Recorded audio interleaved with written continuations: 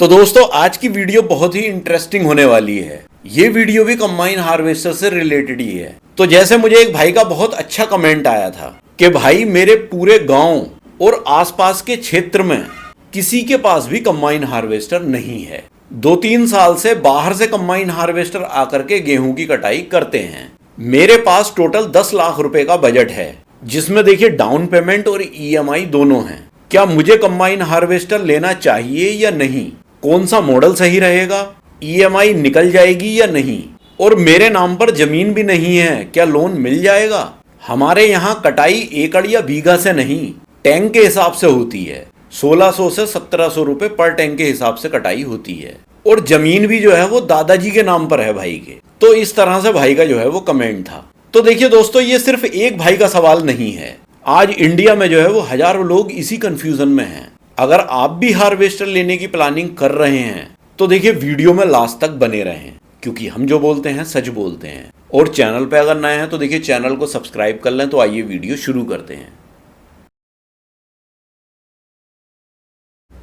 तो दोस्तों सबसे पहले देखिए सिचुएशन को समझते हैं। मान लीजिए आपके एरिया में कोई लोकल हार्वेस्टर नहीं है। हर साल दूसरे स्टेट या जिलों से हार्वेस्टर आते हैं। इसका मतलब क्या हुआ? इसका मतलब यही हुआ कि देखिए डिमांड जो है वो ऑलरेडी आपके यहाँ है, और यही बहुत पॉजिटिव पॉइंट है। लेकिन देखिए सिर्फ डिमांड देख करके मशीन नहीं खरीदनी चाहिए। बिजनेस में डिमांड के साथ अर्निंग का कैलकुलेशन भी बहुत जरूरी होता है। अब बात करते हैं देखिए रेट की। जैसे भाई ने अपने कमेंट में ही लिखा कि हमारे यहाँ जो कटाई होती है वो एकड़ या बीघा में नहीं होती, टैंक के हिसाब से होती है, जिसका रेट लगभग 1600 से 1700 रुपए पर टैंक होता है। अब यहाँ सबसे बड़ा सवाल ये है कि देखिए एक सीजन में कितने टैंक मिलेंगे भाई को। अब मान लीजिए भाई को सिर्फ सीजन में 100 टैंक मिले तो इनकम जो है वो कुछ और होगी। और अगर भाई को मान लीजिए 500 टैंक मिले तो पूरा हिसाब ही बदल जाएगा। इसीलिए मशीन खरीदने से पहले काम का जो हिसाब है वो जरूर लगाएं कि मतलब कितना काम भाई को मिल जाएगा, भाई के गाँव में कितना एरिया है, कितने गाँव जो है वो भाई कवर कर सकते हैं, कंपटीशन कितना है, मतलब कि बाहर से जो कंबाइन हार्वेस्टर आती हैं वो कितनी आती हैं। क्योंकि देखिए अगर भाई कंबाइन हार्वेस्टर ले भी लेंगे तो कंबाइन हार्वेस्टर बाहर से तो आएंगी। ये सब चीज़ें देखना बहुत ज़रूरी है। अब सबसे इम्पोर्टेंट सवाल, EMI निकलेगी या नहीं? तो देखिए बहुत सारे लोग जो है वो सिर्फ इतना सोचते हैं कि मशीन चल जाएगी, लेकिन जो इसके खर्चे होते हैं जैसे डीजल है, ग्रीस है, ऑयल है, सर्विस है, पार्ट्स हैं, टायर्स हैं, अनएक्सपेक्टेड रिपेयर है, ये सब चीज़ें भी इसमें होती हैं। इसलिए देखिए कभी भी सिर्फ अर्निंग मत देखिए, नेट इनकम जो है वो देखिए। मतलब कि हर सीजन के बाद कितना पैसा बचेगा सारे खर्चों को काट करके। बहुत से लोग क्या हिसाब लगाते हैं, इतनी कटाई मशीन कर लेगी और इतने रुपए का रेट चल रहा है तो इतने लाख रुपए हम कमा लेंगे। लेकिन एक्चुअल में ऐसा नहीं होता है। जब इन सब चीज़ों का हिसाब लगाया जाता है और उसमें से वो निकाला जाता है तो बाद में नेट इनकम का पता लगता है। तो जो नेट इनकम होती है उसी से EMI जाती है। और यही कैलकुलेशन अगर आपकी स्ट्रांग है तभी आपको मशीन लेनी चाहिए। वैसे देखिए मेरे ख्याल से तो देखिए भाई की जो EMI है वो निकल जाएगी, क्योंकि भाई डाउन पेमेंट अच्छा खासा दे रहे हैं। लेकिन मेहनत भाई को करनी पड़ेगी। अब बात कर लेते हैं कि देखिए 10 लाख रुपए के बजट में भाई को कौन सा हार्वेस्टर लेना चाहिए।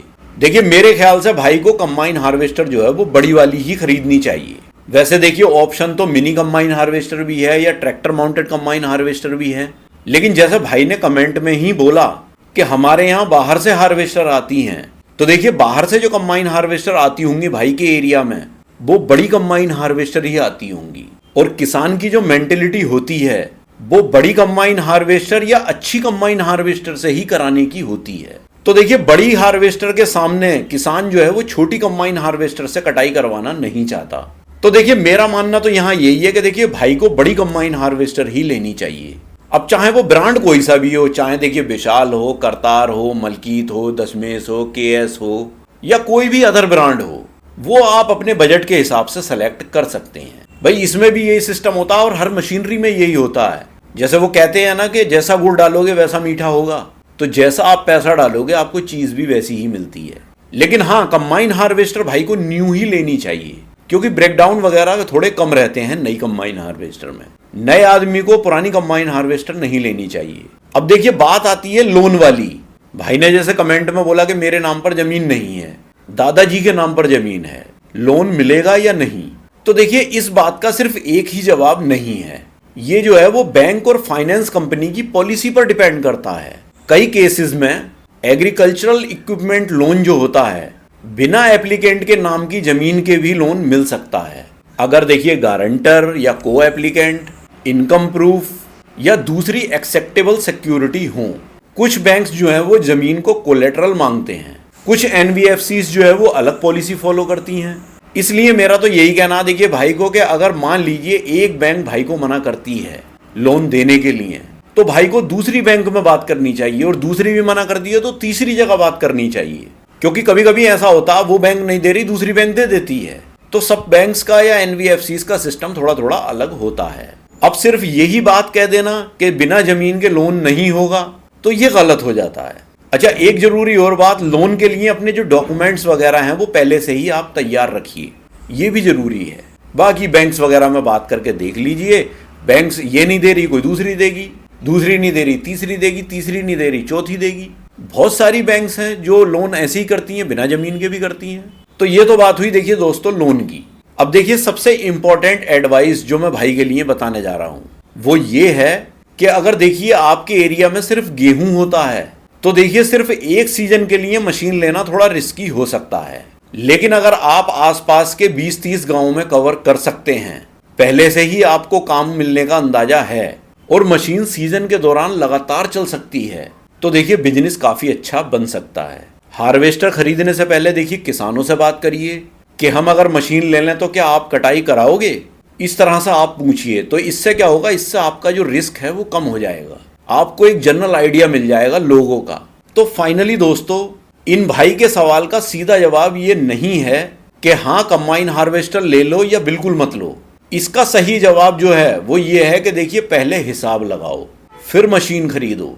अगर देखिए आपको काम अच्छा मिल सकता है, इनकम का जो एस्टिमेट है वो क्लियर है, ईएमआई निकल सकती है और मेंटेनेंस का कैलकुलेशन भी आपने लगा रखा है, तो कंबाइन हार्वेस्टर बहुत अच्छा बिजनेस बन सकता है। तो दोस्तों ये तो बात हुई देखिए भाई के कमेंट की डिटेल में। तो दोस्तों अगर आप भी कंबाइन हार्वेस्टर लेने की प्लानिंग कर रहे हैं तो कमेंट में जरूर बताएं आपका डिस्ट्रिक्ट कौन सा है, आपके यहाँ कटाई का रेट क्या चल रहा है। मैं आपके कमेंट्स पढ़कर भी उन पर डिटेल में वीडियो बनाऊंगा। तो दोस्तों वीडियो अगर पसंद आई हो तो लाइक करिए, चैनल को सब्सक्राइब करिए।